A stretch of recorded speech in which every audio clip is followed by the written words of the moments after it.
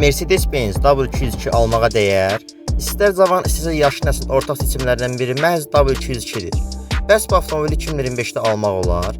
El içində sertifikat alınan bu model öz rahatlığı və dözümlüyü ilə özündən 15-20 yaş böyük maşınlara meydan oxuyur.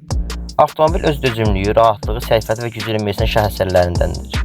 Maşının sedan və furqon versiyaları vardır. M111 və OM601 dizel və benzin mərhələsi sözün əsl mənasında ölümsüzdür.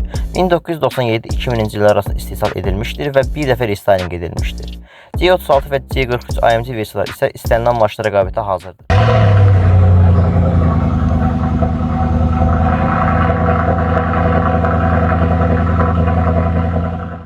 Korroziya, boya örtüyünün sıradan çıxması, yol tutuşu problemləri və yaşa görə avtomobildə ABS və ESP sistemləri sıradan çıxa bilir.